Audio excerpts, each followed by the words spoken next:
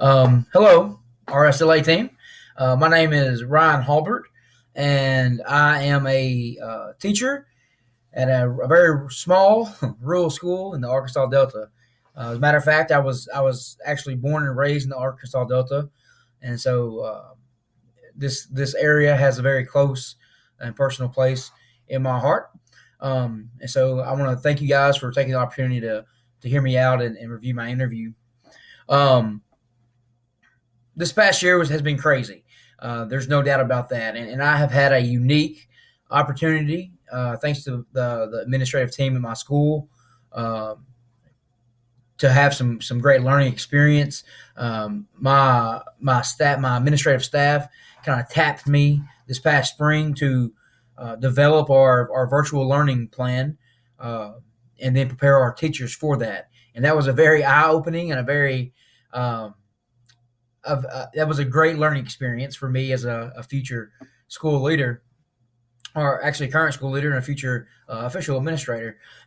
um, in that process, I had some teachers that just that bought into the system and they were pumped about it, and it was great. And I think I did a good job of kind of guiding that enthusiasm in the right direction. But on the same note, you had a few teachers who they weren't so excited. They were, I hate to use the term set in their ways, but honestly, they were used to doing things with pencil and paper, and they had kind of shunned educational technology and honestly all technology for quite some time. There's one teacher that I can think of in particular, a coworker of mine, and I love her to death. She's an awesome teacher, but she really just did not want to do any virtual anything.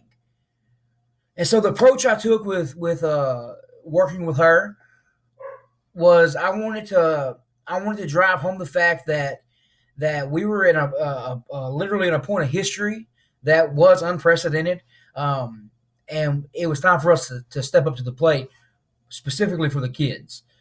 So we're going through this stuff, but the kids are also going through the same thing, and stuff at home isn't great. Um, and just because things are really, really hard and difficult, that doesn't mean that our students uh, don't deserve just a world class education like they had been getting. And so we had to work a little bit harder to do that. And so I sat down with her and I wanted to learn where she was coming from, so I could kind of bridge that gap.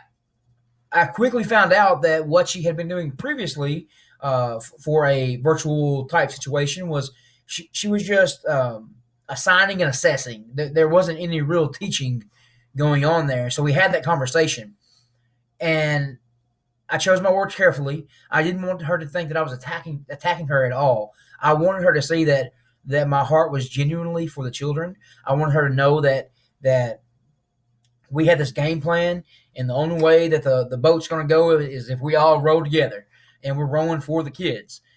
And I think by taking that approach, it kind of disarmed her. Uh, with me not being aggressive, with me not attacking her thoughts or her opinions and her ideas, it gave her an opportunity to hear me out. And when she saw that I was coming from a place where I was concerned for students, she started to buy in. And I'm gonna be honest with you, the overall outcome of that situation, I couldn't be happier with it. She did buy in, and a lot of her virtual lessons have been very, very good. And I feel like that learning is taking place, and so that makes me happy because I impacted an adult who in turn impacted the lives of all these students that I love so much. Um, so I'm excited to join the RSLA team. One big theme in my life, it seems like right now, is this whole row the boat scenario, and I'm excited to link up with people who are anti-racist educational leaders and fight together, because I feel like when you have an idea or a concept, and the only way to grow in that is to surround yourself by people who share those same um, ideas and values. And so to address the question, um, of where I am as an anti-racist educational leader, I think it's really important to understand where I came from before today. So I grew up in the Arkansas Delta, and the Arkansas Delta has had a quite a storied history of a lot of racial tension. When you grow up in an area where maybe the norms are not uh, conducive to racial harmony, um, it's hard to kind of break out of that sometimes. And so when I moved off to college and I got away from all the negative influences of my life.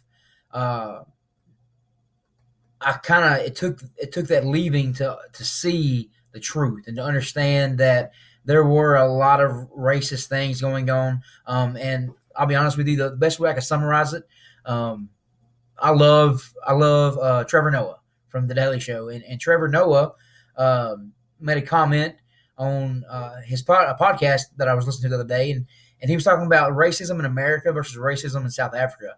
He said racism in America is more difficult than racism in South Africa because in South Africa they're blatant about it. In America, this phrase that's kind of ringing in my head is, "Well, I'm not racist because I have black friends," and that's silly. But a lot of time when you grow up in that, it takes getting away from that a lot of times to understand how severe and dire that is. And so as I left, I realized that even though I came from a family that had no one there had ever been to college, I came from a family that they did work hard, but we just didn't have a whole lot. I look back at a lot of my classmates; they came from the same situation I did, but they weren't afforded the opportunity to go to college. They didn't end up getting jobs that paid very well. I got to understand and I got to see firsthand how that cycle of oppression can hold people back, and how centuries of wrongdoing affects people today. And so I did get a better understanding of some of the privileges that I had been afforded. In that, I was excited after graduation to come back home and try to make a difference in that area. I can honestly say that I feel like I have begun to make those differences.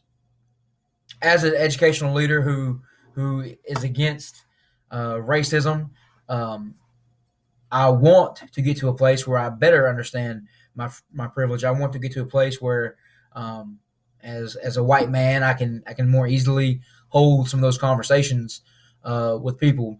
And so I'm excited with working with people who have that common idea, that common dream that I have, so that we can work together and I can be built up in that. So today, where am I? I feel like I'm in a position to where I can affect the lives of other young, rural, white people, and I can choose my words carefully, kind of like I did with that coworker in that conflict. I can't just attack people because then they shut down and they don't hear me out. But I can live by example. I can point things out in ways that open people's eyes, and I can help them along in their journey. And so, as I grow in my journey, I can help them even better in their journey. And last but not least, see, so question number 3.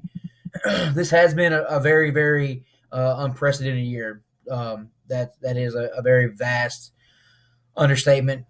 With that opportunity that I explained earlier, where my school leaders kind of tapped me to get that program started up, I have gained a lot of insights.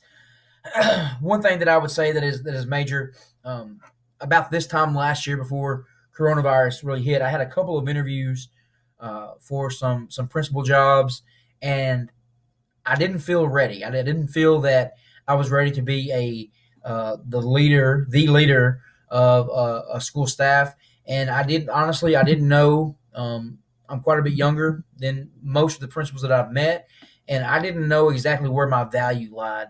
Uh, Throughout the pandemic and throughout the success that I've had in the classroom during that time, I have really gained an insight to my personal value that I have in educational technology, in working with other people, and kind of using some of my background as a coach to induce that team working effort where we all pull together and we get things done.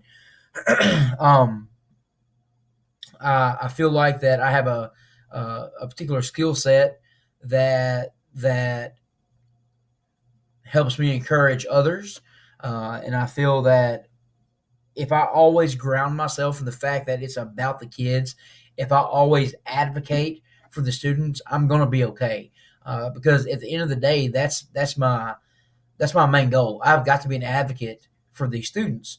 And oftentimes in rural schools, these students are kind of, they may not get the same level of education as a student in a school that has more money, because they can't attract um, experienced um, teachers.